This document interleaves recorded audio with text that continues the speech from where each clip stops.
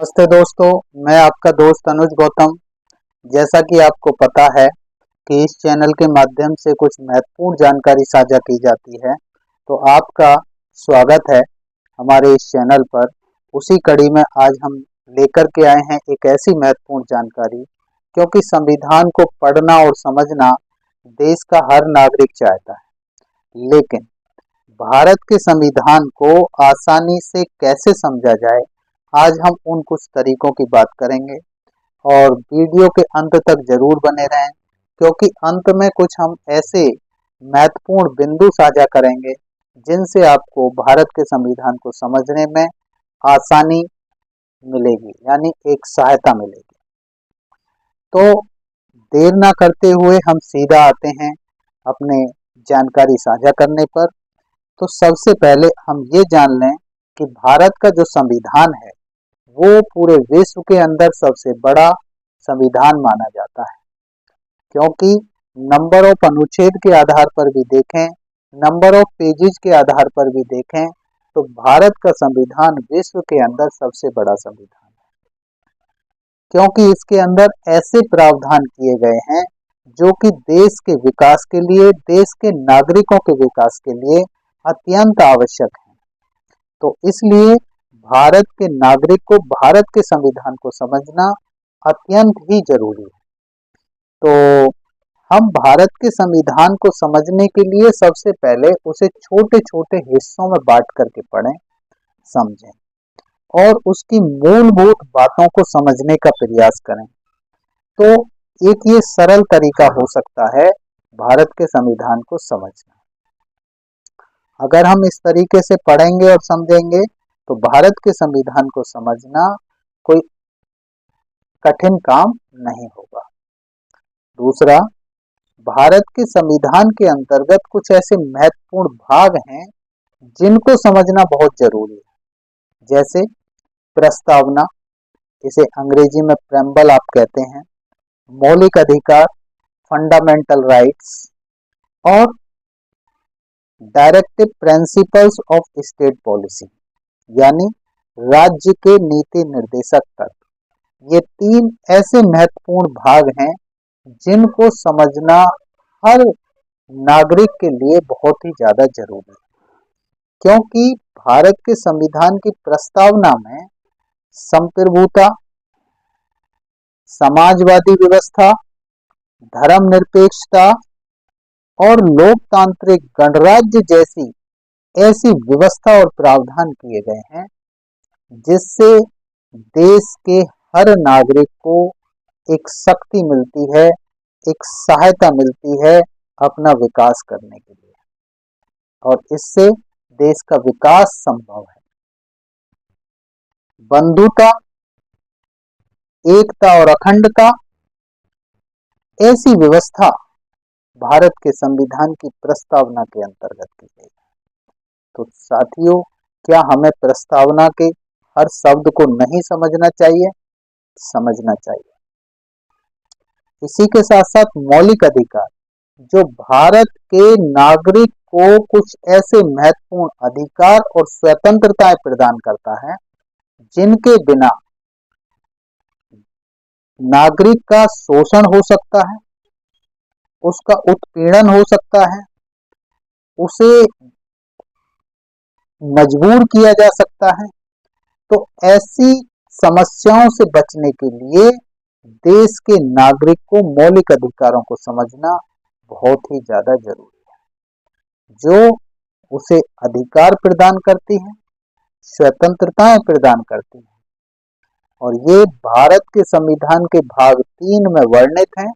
मूल संविधान में 7 मौलिक अधिकार थे, लेकिन आज वर्तमान में 6 मौलिक अधिकार देखने को मिलते हैं, जिनकी अगर अनुच्छेदों की बात करें तो अनुच्छेद 12 से लेकर के 35 तक जो व्यवस्था की गई है वो मौलिक अधिकारों की है। इसके अंदर राज्य के नीति निर्देशक तत्व, जो भारत के संविधान के भाग 4 में वर्णित हैं, उनको भी देश के नागरिक को समझना अत्यंत आवश्यक है। साथियों, ये तीन ऐसे महत्वपूर्ण भाग हैं जिनको समझकर हम संविधान के बारे में एक मोटी मोटी समझ बना सकते हैं, जिससे देश के नागरिक का शोषण रोक सकता है और वह स्वतंत्रता के साथ अपना और अपने देश के विकास में भागीदार बन सकता है। राज्य के नीति निर्देशक तत्व कैसे महत्वपूर्ण हैं, ये भी जानना बहुत जरूरी है, क्योंकि वो राज्य को निर्देश देते हैं, लेकिन राज्य सरकार यानी देश की सरकार उनको अपनाने के लिए, लागू करने के लिए बाध्य नहीं होती है।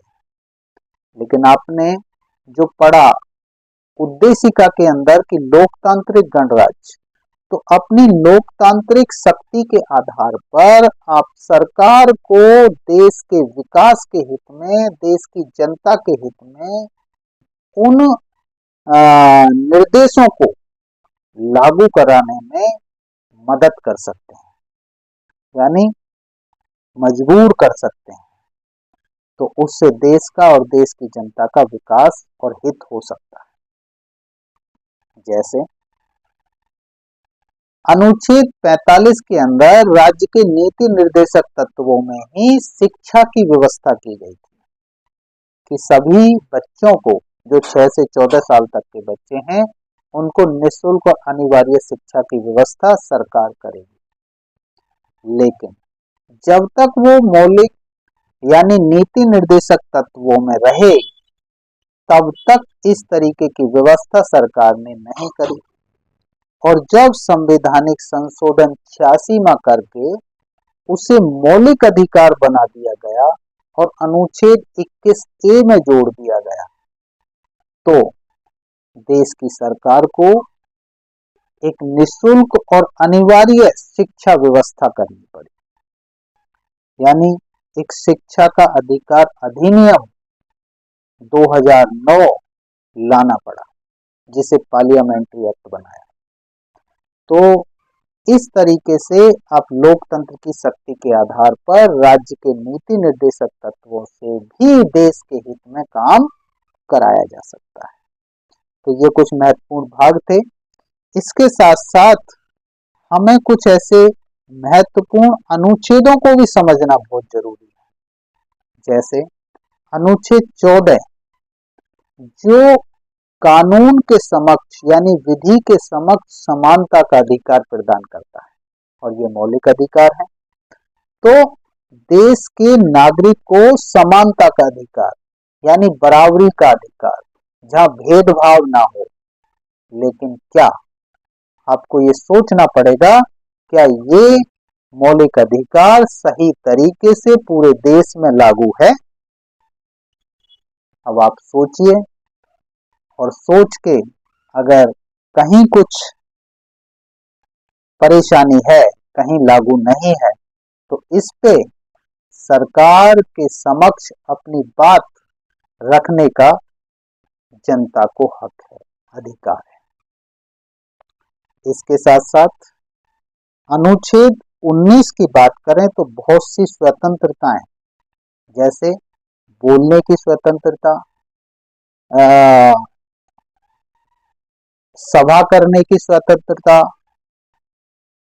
टीम बनाने की स्वतंत्रता, कमेटी बनाने की स्वतंत्रता, यानी जो देश हित में हो, जो देश के विरोध में ना हो, इस तरीके की व्यवस्था वहां पर की गई। तो ऐसी स्वतंत्रता अनुच्छेद 19 के माध्यम से मौलिक अधिकारों में ही की गई है। अनुच्छेद 21 जो जीवन जीने का अधिकार देता है, यहाँ बहुत सी सरकारें आपको ये कहते हुए मिलती हैं कि हम इतने देश के लोगों को राशन दे रहे हैं, इतने देश के लोगों की ये व्यवस्था कर रहे हैं। तो देखिए, ये भारत के संविधान की खूबसूरती है कि जो अनुच्छेद 21 के तहत देश के हर नागरिक को, हर व्यक्ति को जीवन जीने का अधिकार देता है और सरकार को बाध्य करता है कि वो उसके जीने के लिए मूलभूत सुविधाओं की व्यवस्था करे। इसीलिए अनुच्छेद 21A में शिक्षा के अधिकार को भी जोड़ा गया, क्योंकि ये भी देश के नागरिकों के लिए, देश के लोगों के लिए एक मूलभूत व्यवस्था है। जैसे शिक्षा, स्वास्थ्य और पानी, खाना पीना, ये सारी ऐसी मूलभूत सुविधाएं हैं, व्यवस्थाएं हैं, जिनको प्रदान करना सरकार की जिम्मेदारी है। तो ऐसे अनुच्छेदों को समझना हमें अत्यंत आवश्यक है। तो इन्हें समझें और इसके साथ साथ हमें समझने के लिए आज मार्केट के अंदर सरल भाषा में संविधान की किताबें भी मिलती हैं। अगर हम ऑनलाइन सिस्टम पे जाएं तो यूट्यूब पर बहुत से चैनल के माध्यम से संविधान को समझाने का काम हो रहा है। संविधान पर कोर्स कराए जा रहे हैं, तो उनके माध्यम से हम सरल भाषा में समझ सकते हैं, रोचक तरीके से समझ सकते हैं। लेकिन देश के संविधान को समझना अत्यंत जरूरी है। इसके साथ साथ हमें ऐसे कुछ जो संविधान के अंतर्गत संशोधन किए गए हैं, आज तक अगर बात करें तो संशोधन तो लगभग 105 के करीब हुए हैं, लेकिन हमें 105 याद नहीं रखने की जरूरत है, क्योंकि एक सामान्य देश का नागरिक होने के नाते कम से कम ऐसे जो महत्वपूर्ण संशोधन हैं उनको समझना हमारी जिम्मेदारी है। जैसा अनुच्छेद संशोधन 42 जब संविधान के अंतर्गत 1976 में किया गया था, तो उससे पूरे संविधान के अंदर कई भागों में, कई अनुच्छेदों में परिवर्तन हुए थे, संशोधन हुए थे। तो इसलिए उसे समझना जरूरी है। लघु संविधान का ही रूप दे दिया गया। इसके साथ साथ संशोधन नंबर 73 और 74 जो महत्वपूर्ण संशोधन हुए, क्योंकि केंद्रीयकरण से विकेंद्रीयकरण को मजबूताई मिली, यानी लोक नगर पालिका और नगर पंचायतों को उससे शक्ति मिली, पावर मिली, क्योंकि देश के विकास को हर कोने तक पहुंचाने की जिम्मेदारी सरकार की। तो एक केंद्र में बैठी हुई सरकार पूरे देश में हर तरीके से मॉनिटरिंग और सुपरविजन नहीं कर सकती। इसीलिए समझा गया कि जो छोटे छोटे गांव के अंदर ग्राम प्रधान बना करके, नगर के अंदर चेयरमैन बना करके, नगर पंचायत अध्यक्ष, जिला के अंदर जिला पंचायत अध्यक्ष बना करके, इस तरीके से वहां पर छोटी छोटी सरकारों के माध्यम से वहां के विकास को देखने के लिए और करने के लिए ये जिम्मेदारी दी। तो ये अनुच्छेद संशोधन बहुत ही जरूरी है समझना। इसके साथ साथ ऐसे कुछ केस हुए हैं अभी तक जो संविधान के अंतर्गत बहुत से परिवर्तन, यानी संविधान के अंतर्गत ऐसी व्यवस्थाएं उनके माध्यम से की गई हैं जो देश हित में है। जैसे कि केशवानंद भारती मामला, इसे समझना बहुत जरूरी है। गोकलनाथ मामला, गोकलनाथ केस, ये ऐसे केस हैं जो संविधान के अंतर्गत बहुत सी सीमाओं को, बहुत से अधिकारों को स्पष्ट करते हैं। तो इसलिए इनको भी समझना बहुत जरूरी है।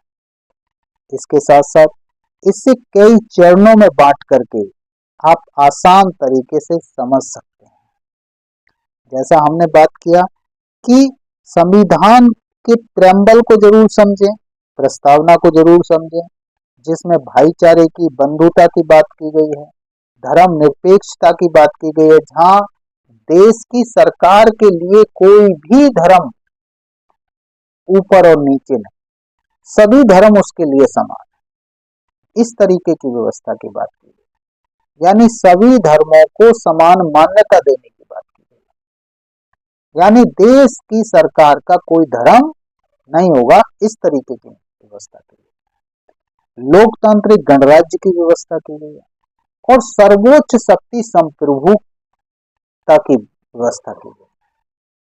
और मौलिक अधिकार की तो हमने बात कर ही ली, जो संविधान के भाग 3 के अंदर अनुच्छेद 12 से लेकर के अनुच्छेद 35 तक वर्णित है।